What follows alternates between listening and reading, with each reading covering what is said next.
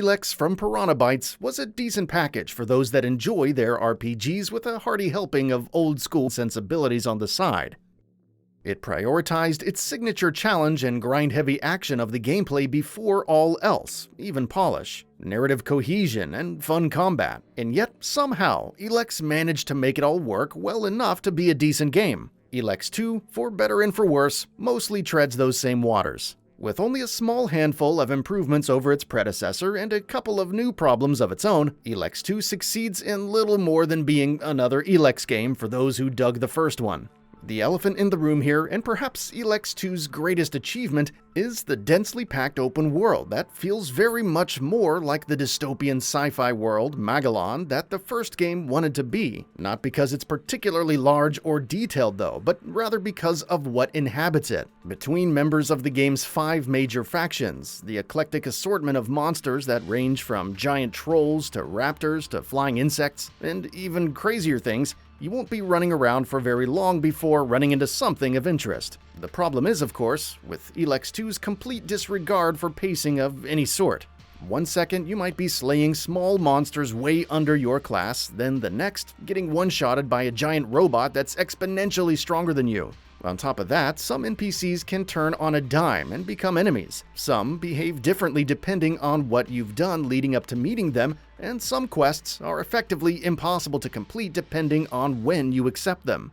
The first side quest I came across after starting the game involved me following another NPC to go kill a giant troll, which seemed like a great way to start, but upon getting there and seeing him kill the NPC in one blow, then seeing that I do no discernible damage to him at all, the entire excursion just felt like a totally pointless non sequitur that had zero respect for my time.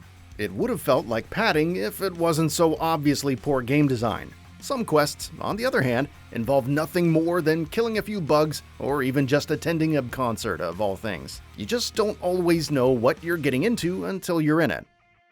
And to be fair, an unbalanced world that shows you things you can't do yet is not an issue in and of itself. In fact, some of the best games ever made do that, but it's all about execution, and Elex 2 is a bit too comfortable with not letting you know how over or underqualified you are for any given situation that it can feel like a lot of unnecessary time gets wasted as you try to earnestly carve your path through the game.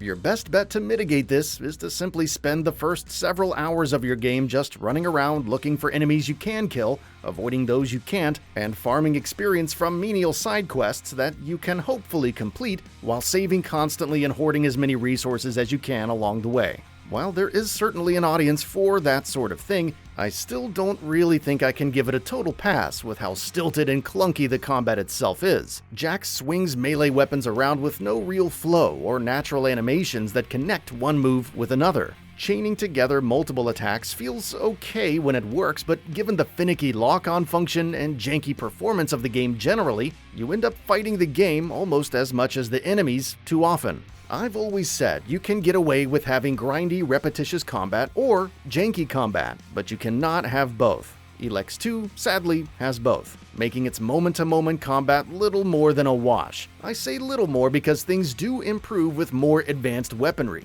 It's a long road of getting leveled up to the point where slightly more interesting weapons are even an option though, and that payoff is only arguably worth the tumultuous grind of getting over that hump anyway. The most tension you're likely to feel with most of Elex 2's combat is when you're worrying about the chugging frame rate causing you to miss a dodge that you otherwise would have been able to squeeze in. The tried-and-true RPG mechanics of upgrading weapons and cooking different meals and attributing experience points into Jack's abilities creates a functional system, but again, you won't be doing much with that for a long time, and when you do, it kinda feels like climbing all the way to the top of Mount Everest to get to a McDonald's. The more versatile jetpack of Elex 2 does make some progress, keeping the action from falling too far into inadequacy. Blasting out of a tricky combat situation to higher ground and discovering nooks and crannies that would otherwise be inaccessible does inspire a sense of discovery that is perhaps the most addictive thing Elex 2's core gameplay has going on. Despite not really caring much about what or who I might find, I still felt the exploring around the mountains, coves, and ruins of Magalan to be oddly intriguing a lot of the time.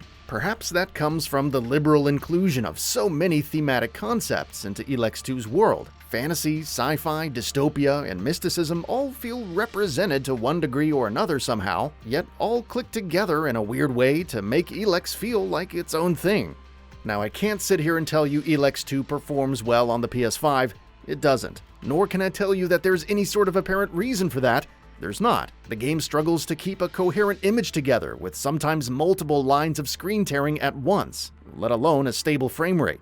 Despite the graphics themselves being pretty stale a lot of the time, Elex 2's frame rate sunk down to some of the lowest depths I've seen from any game on the PS5 yet. Even the overworld map can't seem to hang on to a frame rate above single digits, despite being completely flat and exceedingly simple. Locations with multiple enemies and/or running water were the worst and almost made the game unplayable. That said, looking at some surfaces in the world up close can reveal a nice amount of detail. Clothes, weapons, enemies, and some of the NPCs can look pretty good, but it's very inconsistent with many other textures that look ripped straight out of a PS3 game. Likewise, some smaller animations like mouth movements and other micro-expressions came off as well done. But then some bigger movements, like a lot of the ones in combat, look like they were slapped together the night before they were due. Uneven lighting doesn't do character designs any favors and can turn some characters quite dark during conversations with them. So depending on where you are when you talk to them, you might not be able to even tell what they look like anyway.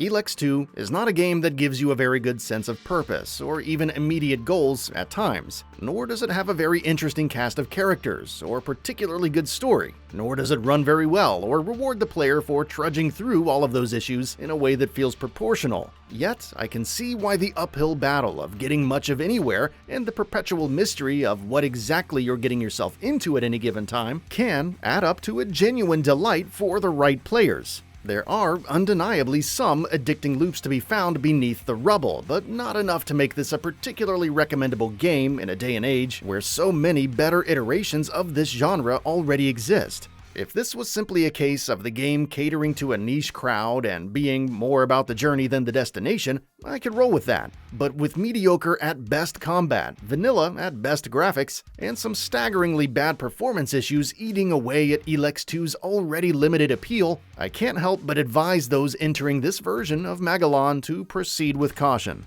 That's all for now. If you enjoy what you saw, please hit the like button. And if you're new to the channel, now is a great time to subscribe. We upload brand new videos every single day. After subscribing, don't forget to enable all notifications by clicking the bell icon. Thanks for watching this video, and we'll see you next time, right here on GamingBolt.